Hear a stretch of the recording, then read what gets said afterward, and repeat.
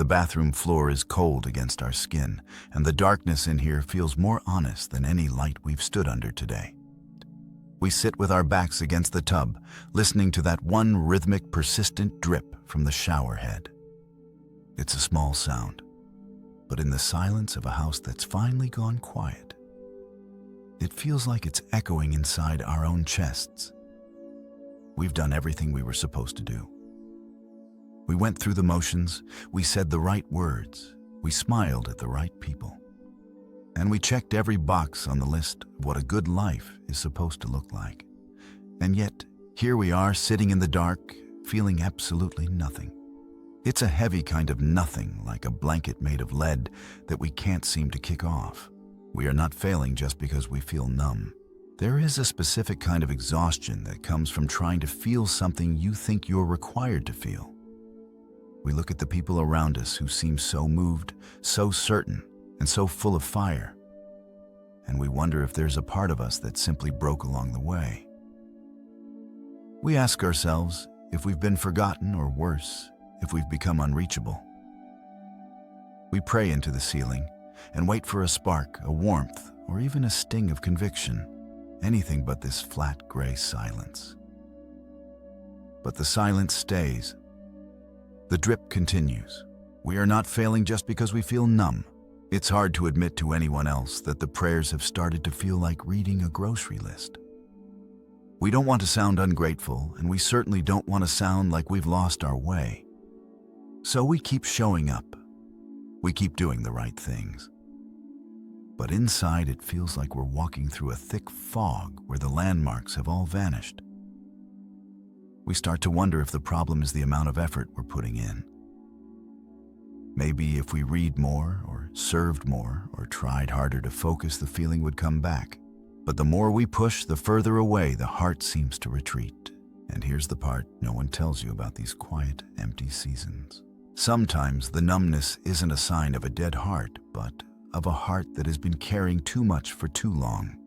We think of it as a spiritual failure, but often it's just the body and the soul reaching a limit they weren't meant to cross alone. We've been running on the fumes of our own willpower, trying to sustain a level of emotional intensity that was never meant to be permanent. We've turned our relationship with the divine into a performance we have to review at the end of every night, and because we didn't feel a high, we give ourselves a failing grade. We are not failing just because we feel numb. We tend to value the mountain peaks because the view is clear and the air feels different up there. But no one lives on a mountain peak. There's no soil there to grow anything. Life happens in the valleys. It's in the mundane stretches of road where the scenery doesn't change for miles. We've been taught that if we aren't vibrating with joy, something is wrong. But there is a quiet, sturdy kind of faith that exists when the lights are off and the feelings are gone. It's the faith of simply staying. It's the faith of the person who sits on the bathroom floor and admits they are tired, but doesn't walk away from the room. Before we go any further, this matters more than it sounds. We often mistake our emotions for the presence of the Spirit. We think that if we feel a chill down our spine, God is in the room, and if we feel a dull ache or a blank stare, He has left. But our feelings are just weather. They change with the barometric pressure, with how much sleep we got, and with the stress of the bills on the kitchen table. The weather doesn't change the geography of the earth. The mountains are still there even when the fog covers them. The presence we seek is not a feeling we manufacture. It is a reality that remains whether we can sense it or not. We are not failing just because we feel numb. In the old songs and the ancient poems, there is a man who knew this bathroom floor feeling very well. He sat in his own darkness and asked, "How long, Lord, will you forget me forever?"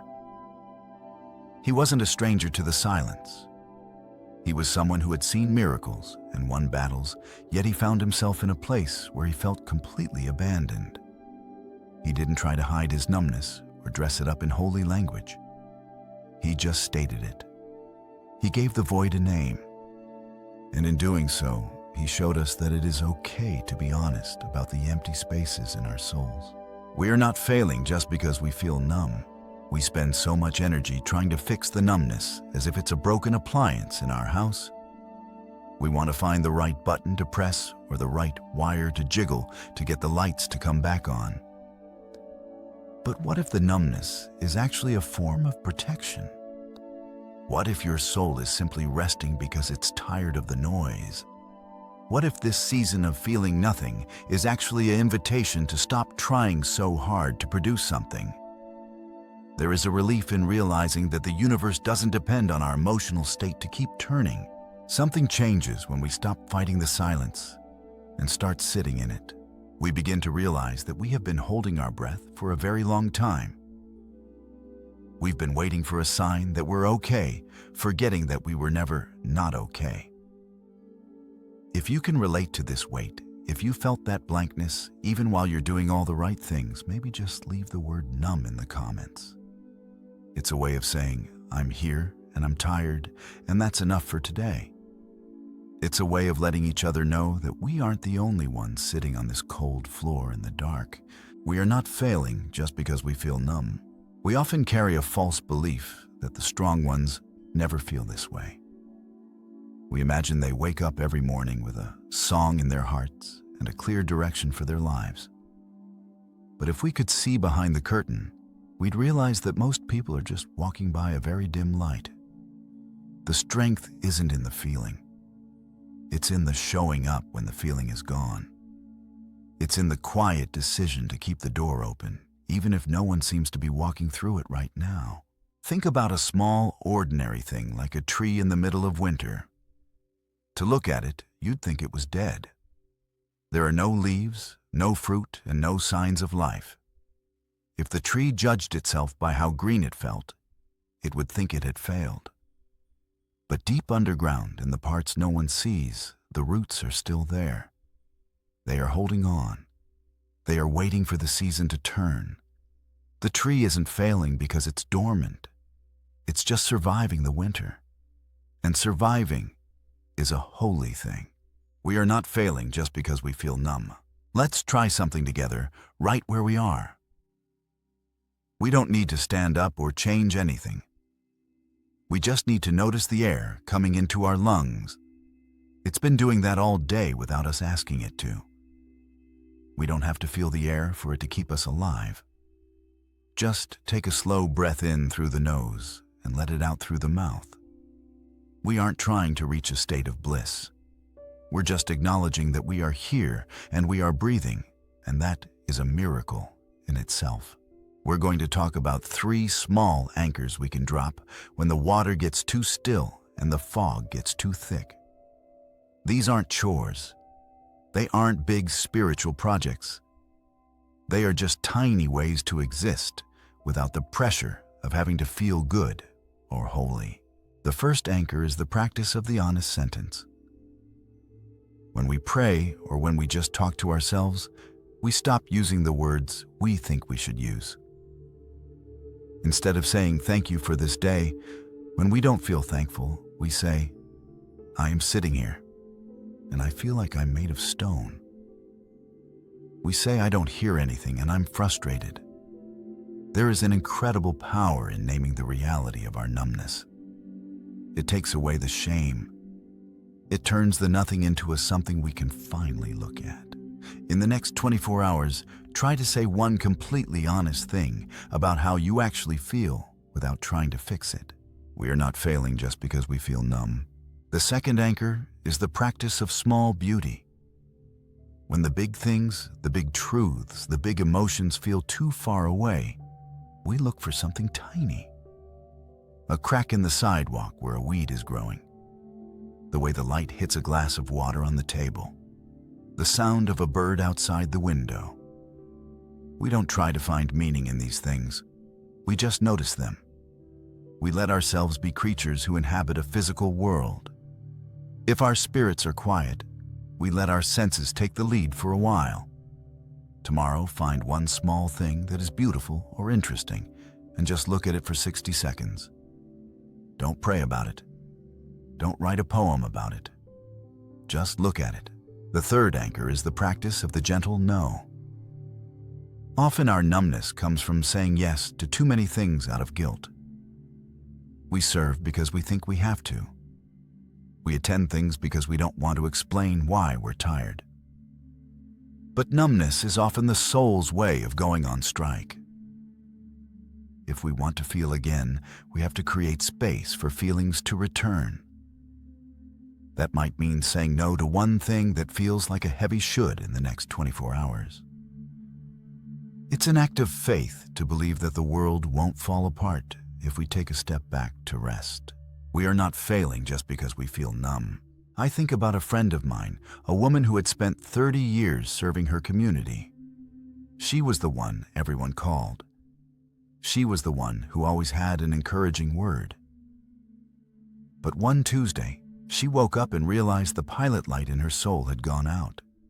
She went to church, she read her books, she talked to her friends, but it was like she was watching a movie with the sound turned off. She felt like a fraud. She thought she had lost her faith entirely because the warmth was gone. She spent months trying to stoke the fire. She went to retreats, she fasted, she cried out in the middle of the night. Nothing changed. But then she stopped. She realized she was exhausted from the effort of trying to be spiritual. She started just sitting on her porch every morning with a cup of coffee. She didn't pray. She didn't read. She just watched the squirrels. And she realized that even in her numbness, she was still held. She wasn't a worker for the divine anymore. She was just a child sitting on a porch. The shift wasn't a miracle of feeling. It was a miracle of acceptance. She realized she was loved even when she had nothing to offer, not even a feeling. We are not failing just because we feel numb. Before we go much further, I want to ask you something. When was the last time you let yourself be tired without apologizing for it? We live in a world that treats our souls like batteries that need to be constantly charged and productive. But maybe we are more like fields that need to lie fallow for a season so the soil can recover. If you're in a fallow season, it doesn't mean you're broken. It means you're preparing for something you can't see yet. We are not failing just because we feel numb. It's okay if you don't have the energy to find the lesson in this right now. It's okay if you just want the numbness to go away. We aren't here to romanticize the pain or the emptiness. We're just here to say that it's a real part of the journey. It's the part that happens in the middle of the night when the shower is dripping and the floor is cold. It's the part that doesn't make it into the highlight reels or the success stories. But it's the part where we are often the most honest. We are not failing just because we feel numb. There is a strange kind of companionship in the dark. We often think we're alone in our numbness, but so many of us are sitting in our own versions of this room. We are all waiting for the sun to come up, and while we wait, we can hear the breathing of the person in the next room who is waiting too. We don't have to speak to be together. We don't have to feel the same thing to belong to each other. We're not failing just because we feel numb. Let's go back to that bathroom floor for a moment. The drip from the shower hasn't stopped. The light is still off. Nothing has magically changed in the last few minutes. But maybe the weight of the nothing feels just a little bit different.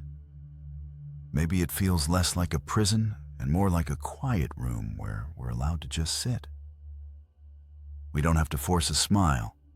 We don't have to come up with a plan to fix our faith by tomorrow morning. We can just be here. We are not failing just because we feel numb. The silence isn't your enemy. The blankness isn't a sign of judgment. It's just the space between the notes of a song. Without the silence, the music wouldn't make any sense. Right now, you're in the pause, and the pause is just as much a part of the song as the high notes are. You aren't being skipped over. You aren't being left behind. You are just in the quiet part. We are not failing just because we feel numb. As the house stays quiet and the night gets deeper, remember that you don't have to carry the burden of feeling your way through life. Some days we just walk. Some days we just sit. And some days we just wait for the drip of the shower to stop being the only thing we hear. It's okay to be exactly where you are. You are seen in the dark, and you are loved in the numbness, and you are held in the silence. We are not failing just because we feel numb. We're going to stay here for a little longer, just breathing, just being. There's no rush to get to the next thing. There's no pressure to have a breakthrough. Just let the cold floor be the floor and the dark be the dark. You are safe here. We are in this together, and we are going to be okay, even if okay feels a long way off right now.